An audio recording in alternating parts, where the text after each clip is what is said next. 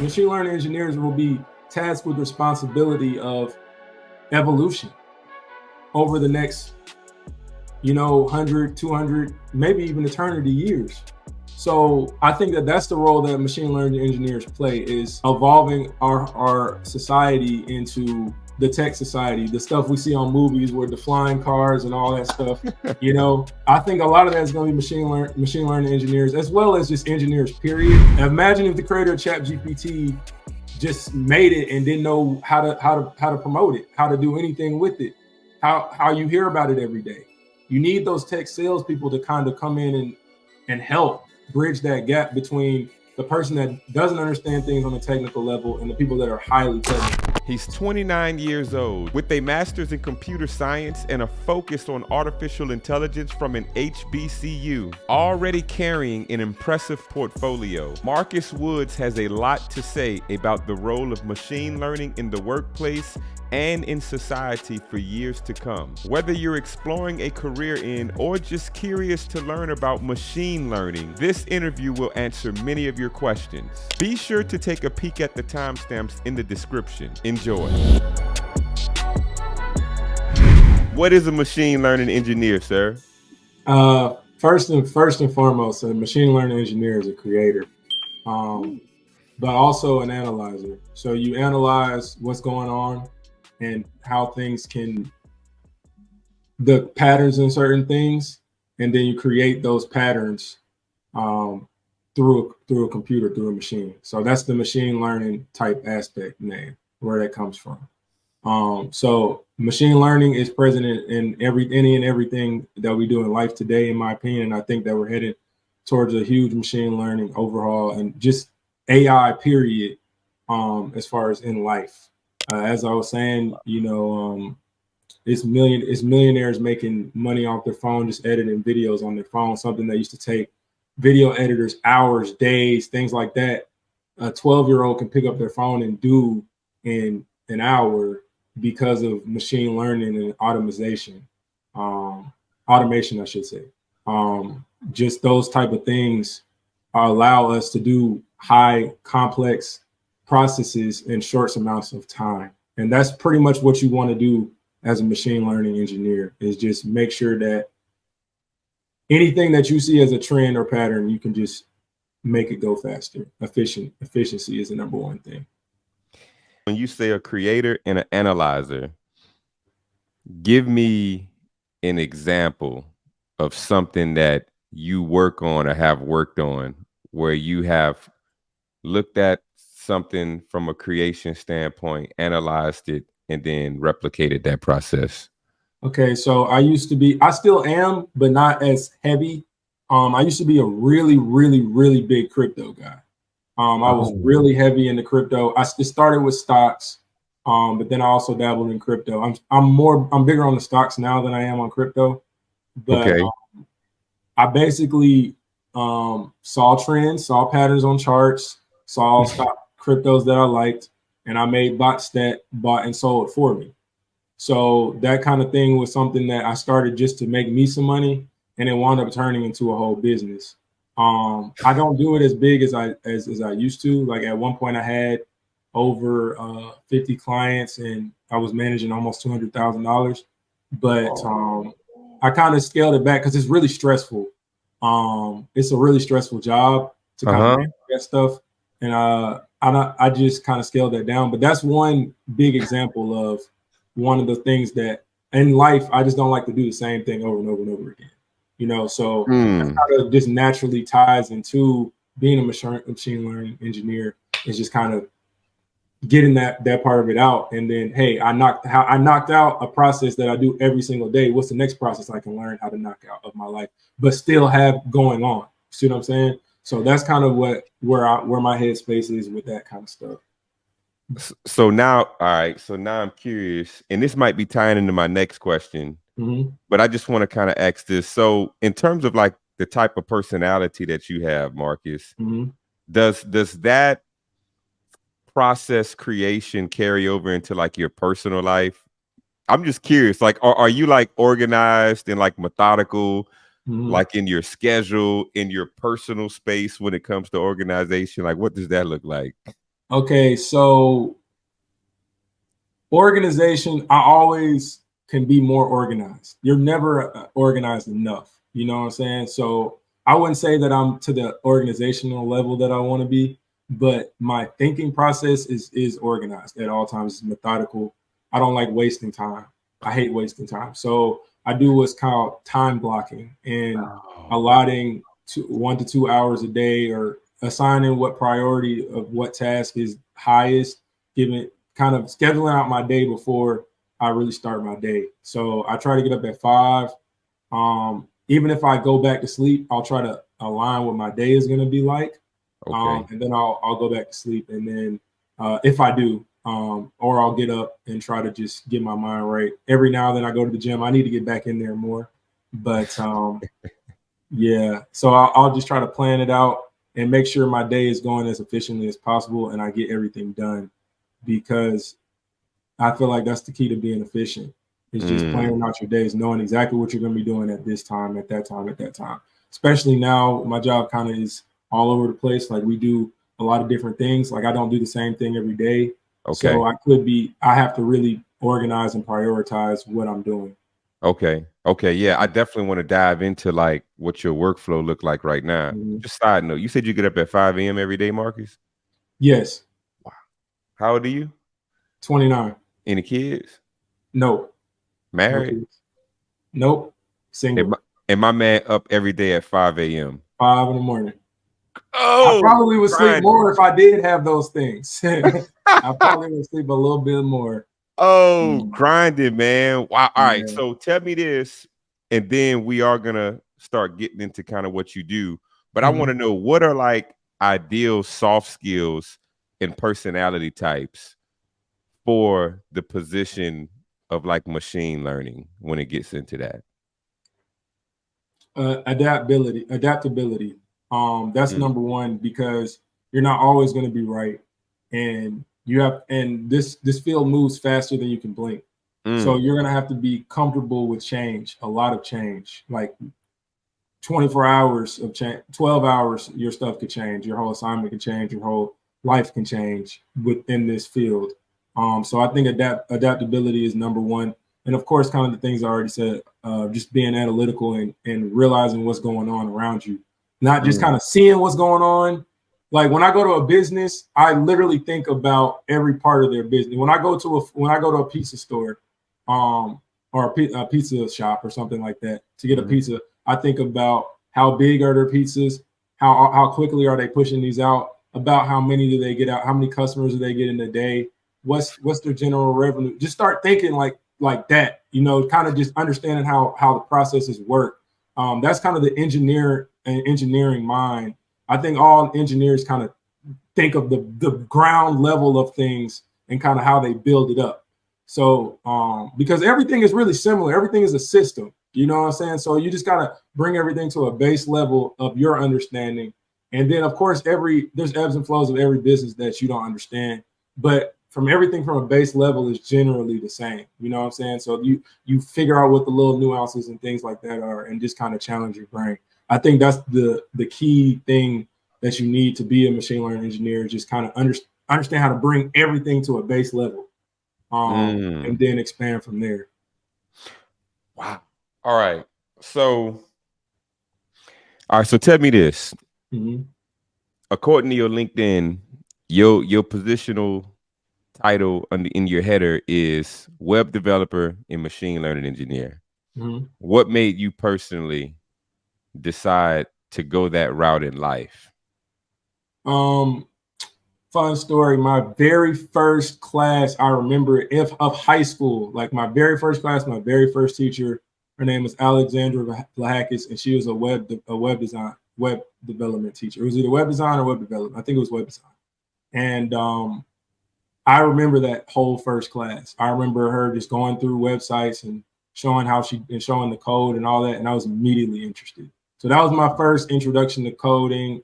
Within my first hour of high school, I knew that's what I wanted to do, Wow. which is a blessing, to know, that's the kind of field that I want to be in. I was already kind of like a tech guy. I was taking apart computers, you know what I'm saying, things like that. But when I saw that coding, I was like, yeah, this is me. Software, I like this. So fast forward to my senior year of high school, I actually developed the whole website and was doing the updates and everything like that for the website. Wow. And that was really, and at that time, I was handling about 4 or 5 websites for other people. So I was doing a daycare. I did one for a gym, and I did a couple for people that were opening up their own personal shops for like hair care products and like seasonings and things like that. So that was kind of and it was one for he sold like meat, so he would have like a meat sale or whatever. So it would be like season or something. But regardless, I was learning how to handle clients and how to respond and how to meet deadlines and how to work under pressure. Those are the key skills that I was acquiring then. And then as far as machine learning, I knew that I wanted to do something in tech. And both of my parents are computer science majors also as well. So they kind of came in of that early 90s, late 80s computer science wave. There was a big wave for new computer science. It was completely under everybody. It was not enough supply for the demand. So everybody was getting really big contracts and things like that at that time. They were getting full scholarships to go to college and things like that. Both of my parents received full scholarships to go to graduate school at Howard. So that's kind of, they were in that age. So I felt as though our age for me was going to be AI. Wow. I saw that probably 10th, 11th, no, not 10th, 11th grade. My sophomore, junior year of college. I kind of figured that was where we were going. I was seeing some of the autonomous cars, and that was kind of where I thought that we were going as a society. So I was like, I need to go start getting certified or anything, or get knowledge on what's going on. So that's where I got my master's was in artificial intelligence at Southern University, HBCU grad. Come on, man. You know, so that's kind of where that came from. And then it just developed into my role at Southern, where I was working with machines and robots. I was director of the robotics lab, and we were just building robots. We built lawnmowers, autonomous robots with NLP processing, kind of responding to commands. NLP, for those who don't know, is natural language processing. So you're basically processing languages and how to respond to everything. Anytime you chat with a chatbot online, that's what's called an NLP. There's high advanced levels of them, and there's low levels of them as well. But that's kind of where those come from. It's just a chatbot. Again, eliminating a process that's goes on consistently. You talk to the same people, answer the same questions over and over again. You can make a bot that does it. See what I'm saying? So I kind of learned that in school and developed that passion, and to get where I am today. All right. So Marcus, I'm going to ask you this question after this next question. But I want to know exactly what it is that you do, right? Because like the things that you're saying, and I think that this is so valuable, man, for people who are tuning in, people who are in high school, college, adults, people my age. And honestly, man, so I'm in tech, but I'm straight sales, Marcus. Brand new in tech, right? I'm 34. I think I'm 34. That's a great industry to be in, though. But see, here's the thing, Marcus. I really hope I'm 34. I could be wrong right now. It's gonna be really bad if I'm not 34. I'm 34 or 35, y'all. One of them. All right. But check this out, though. I'm genuinely curious about tech in general, right? So my wife and I went into tech, both of us in sales. We work remote. We started this content creation business. But here's the clutch, Marcus. I'm genuinely curious about moving into other areas. And for me, it ain't even so much like a career thing. Like you, I see the value in it. I'm like, man, I really want my kids immersed in understanding like coding. I want my kids to have a level of understanding of whether it's IT, cybersecurity. So now I'm thinking down the road, I'm like, dang, I wouldn't mind getting into some courses, kind of just expanding myself and expanding my knowledge field. So I see the value in what you're saying. but it's so much that I don't understand about your field. So I do want you to tell us, kind of get into some details about what you're capable of doing based on the things you've been saying. But first, I want you to answer, what is your educational background and work history leading up to this current position? Then we'll get into your position. So I kind of just went through it briefly. I'll say it again. So graduated in Georgia, Sandy Creek High School. Got my passion for web development there and coding, and went to LSU for a year. It actually really wasn't for me. I thought I wouldn't be able to graduate school. Actually, I didn't think school was for me. So I was not in school for a while. I dabbled in music, and but the common theme was that everything I did, I was doing a little bit of engineering. I just didn't realize it. So with audio, I was doing audio engineering. I was doing some videos here and there. Still doing websites. So I did wind up going back to school. I did a community college first to kind of see if I think I could do it. I got my confidence back up, and then I, with the help of some great people at Southern, got back into school, and I finished it out there. I was there for about 2015 to 2018 through undergrad, and then 2019 for graduate school. And it was a blessing, man. Learned so many valuable things, met so many valuable people in my life, people that I still have relationships to this day. And I learned how to educate others and how to educate myself, how to constantly learn, and as well as how to communicate and get the things that I need out of myself and other people, and not just use people, but utilize people. Allow people to utilize you, and you utilize people for things that are for the greater good, or for somebody else's greater good. So that's one of the main things that I learned at Southern. Wow. And to get to a technical level, I was coding probably as early as 10th grade. So that kind of just built all the way through college and things like that allowed me to be able to create these algorithms and things for people. But one of the main things that I am, to answer the beginning of your question, one of the main things that I am able to do is help people with their businesses, automate their business, make their business run itself. That's kind of the main thing that I like to do. Is with and the biggest part of that for people now is marketing.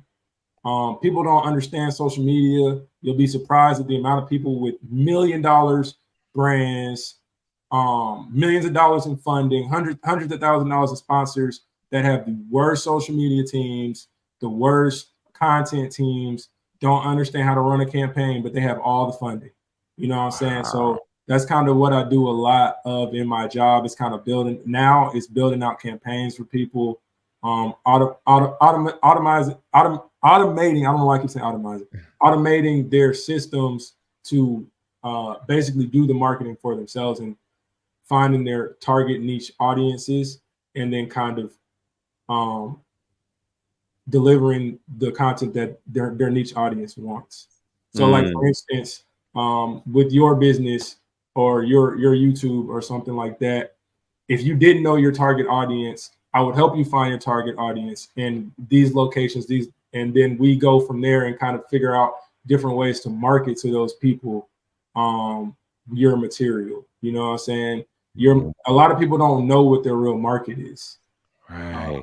So that takes testing and analytics and things like that to really delve into what interest, what age group, what background. You'll be surprised. A lot of people think that their market is for a certain demographic, and then it's a completely different demographic on the other end.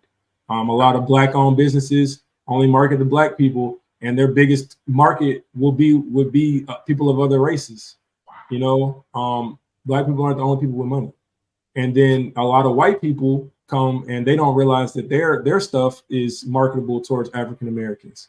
And then we get into a whole different.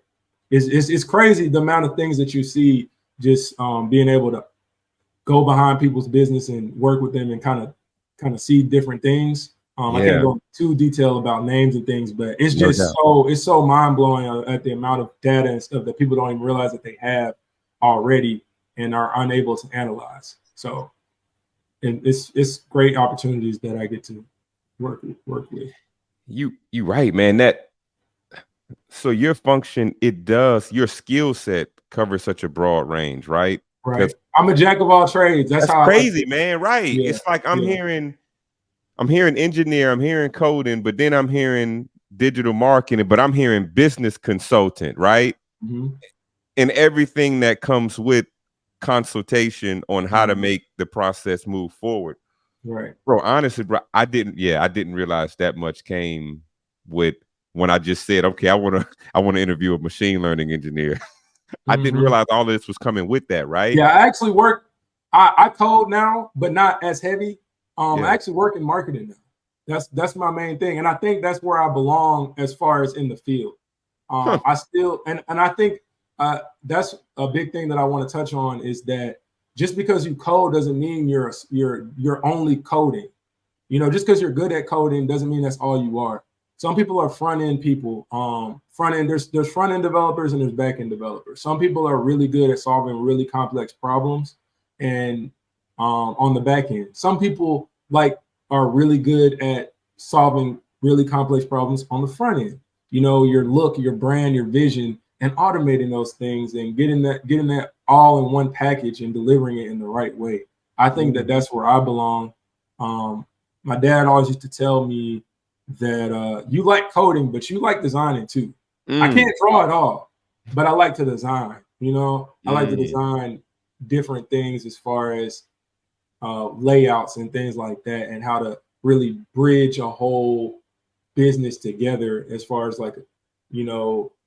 what you see on social media all the way through to what you see when you're checking out through a cart, what you see when you see you when I see you in person versus what I hear about you. I like to map all those things out. You know what I'm saying? So that's kind of where I think my expertise really, really is. I can do a lot of different things, but I really think I'm really good at helping people. And that's what I like to do. All right. Thank you. So, and what I'm doing, so I'm going through in my head naming positions based on my understanding, right? So I also heard like a branding strategist. I heard UI, UX design in the midst of that. Okay.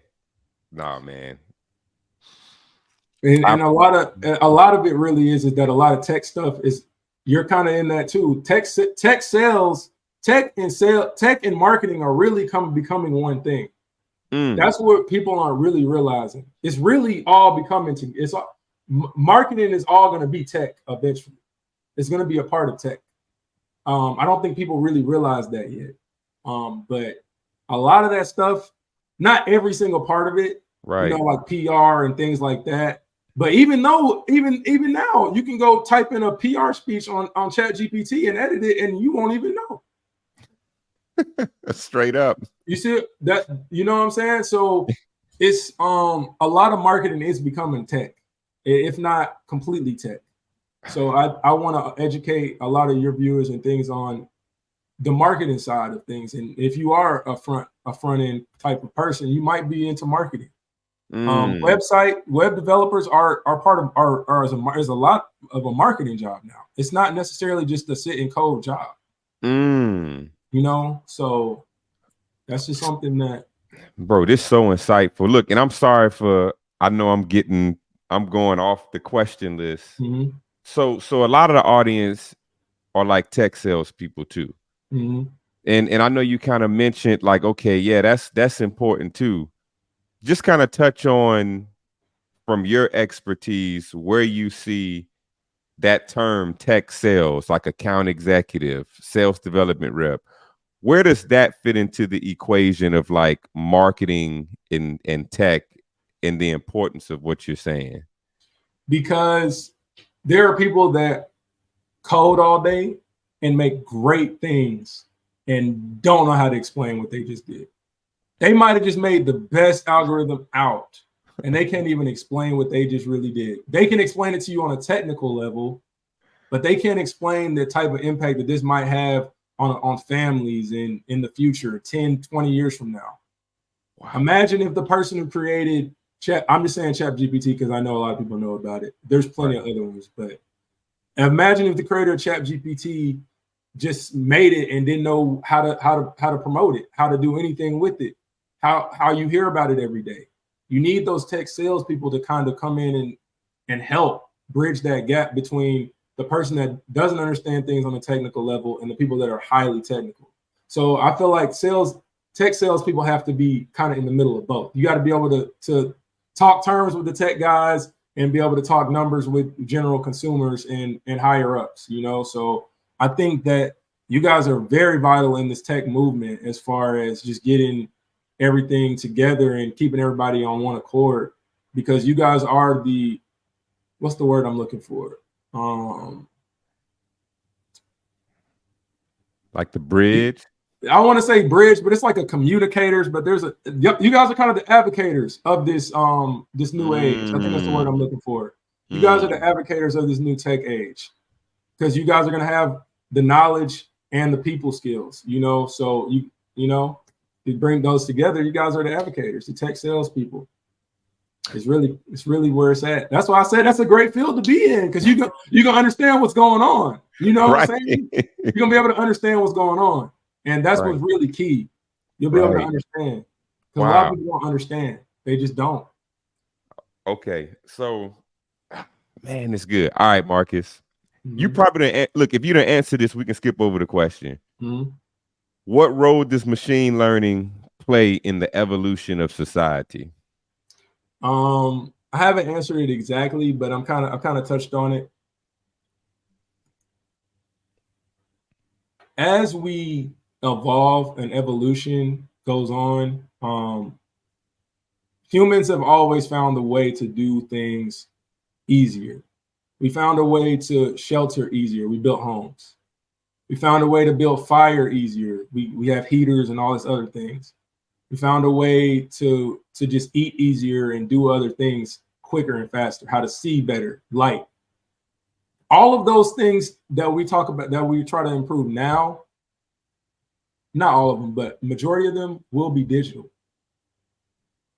So machine learning engineers will be tasked with the responsibility of evolution over the next 100, 200, maybe even eternity years. So I think that that's the role that machine learning engineers play, is evolving our society into the tech society, the stuff we see on movies with the flying cars and all that stuff. I think a lot of that is going to be machine learning engineers, as well as just engineers, period. Just because that, I feel like that's our field. That's what we're tasked with, is analyzing what's going on, seeing what's next, and providing it constantly. It's a cycle. So I think that that's one of the great things that we get tasked with as machine learning engineers. It's a big, tall task, because there are things like ethics that come into it, which I don't think that we're going to be directly responsible for. So just to give you a small, without going too deep into it, self-driving cars, when we're building that software out, I'm talking as machine learning engineers, we have to put in some kind of system or something for crashes. Say if we're in a situation with the car and I have to program the car now. I'm programming it, and this is real high level, but I'm programming the car, and the car is in a position where it's going to crash. There's a school bus on the right side, and there's a family of 4 on the left side. Wow. What do you tell the car to do?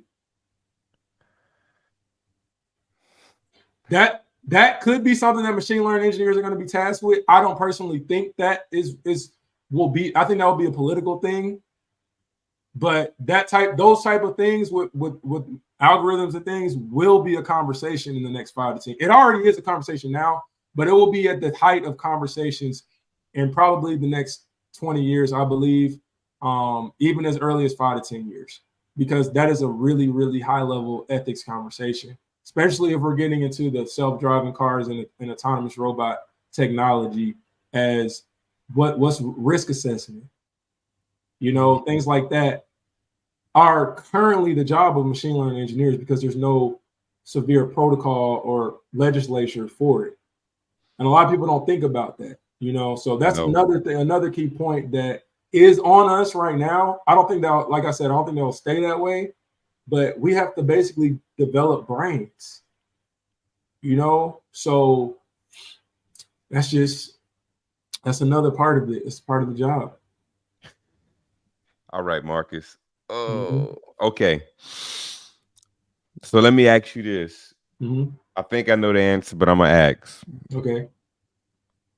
What career paths / educational backgrounds can lead to machine learning? A lot of people aren't going to like this answer, but I think the best machine learning engineers are self-taught because they really, really are interested in the field. They went in, they're doing their own research, they're teaching themselves how to code, and they're learning everything. I don't think that every school system is keeping up with the constant change in technology is the reason why I'm saying that. Now, there are great programs and things like that. My program was cool. I learned a lot of things, but I still had to go out and do my own research and do my own certifications. I recommend this for everybody who want to be a machine learning engineer. Stanford machine learning course, Stanford University machine learning course. It's free. You only pay for your certificate once you finish the course. I believe Harvard's is free too. So you can go you off your couch right now can go get a certification from Stanford University in machine learning. You just got to put in the time. If you use something called MATLAB on that course, and it's kind of real basic, low level, but it will teach you some of the principles, and those are principles that I still use today.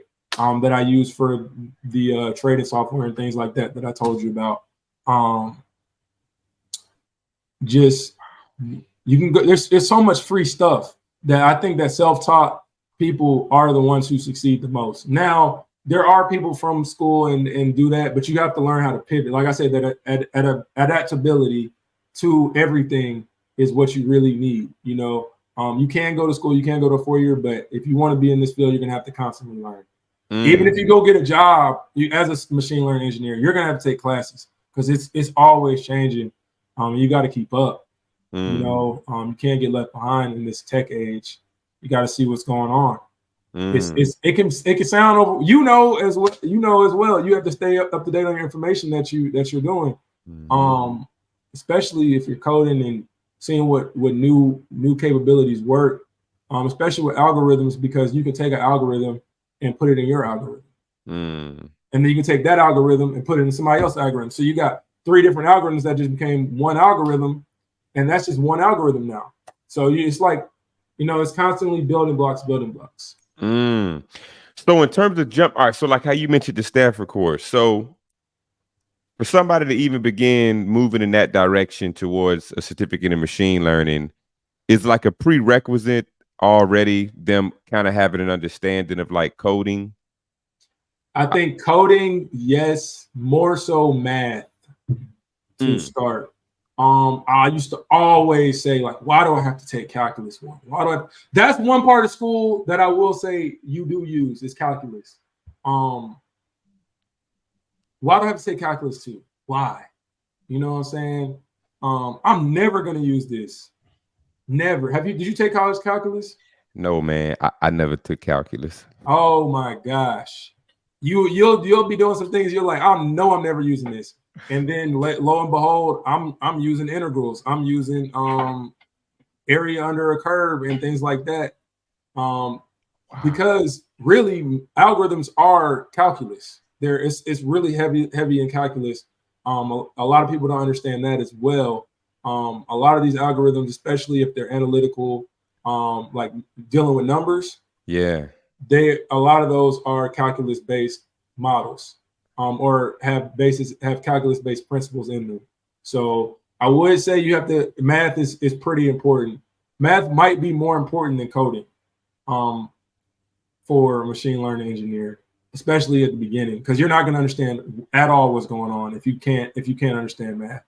You can't even get to the coding level unless you understand math. Understood. Yeah, so I would say just kind of at least a pre-cal, kind of familiarize yourself with it. But again, with those free courses, you can go and see what you need to learn and then come back to it. They do it. I think they do it. They give you a certificate like once a month or once every 2 or 3 months. You can kind of get back in the course, and I mean it's free, so you might as well do it. You might as well see if you like it, see if you can do it. Yeah, so I think that would probably be the biggest prerequisite, though, is math. No, that's powerful, man. I appreciate that. So look, last question. Describe the fulfillment that this career accomplishment has given you. You know, I just wake up every day and I'm just glad that I get to go inside of air conditioning and I get to do something that I like to do. I'm not outside. I'm not struggling to stay focused in what I'm doing. I don't really dislike what I'm doing. I'm in a field that I know is for me, you know. And those are the things that I feel fulfillment in the most, as well as getting a finished product. Hearing back from a client or anybody that I'm working with, like, good job or yes, or you know what I'm saying, solving problems, man. Like I love solving problems. So it's just, that's kind of the main thing that I get fulfillment in, is just fulfilling needs, you know. When I found out that I didn't have to sit there and look at the chart for 10 hours a day anymore, or 8 hours a day, or constantly check back in on it, my bot got it, I was so happy because I can go focus on other things, you know what I'm saying? Of course, you have ups and downs and your ebbs and flows, but when you find out you can depend on your work, that is a great feeling, you know, that you built yourself. You can depend on it. You can recommend it to other. I got to the point where I was recommending it to other people, stuff that I built, you know, and selling it to other people. So that's definitely something that I'll say is fulfilling, is just knowing that you built something and it works. Yeah, man. Top to bottom. Man, we appreciate you for coming to drop the gems, Marqus. We appreciate it, man. Tech family, until we meet again, see you in the next video.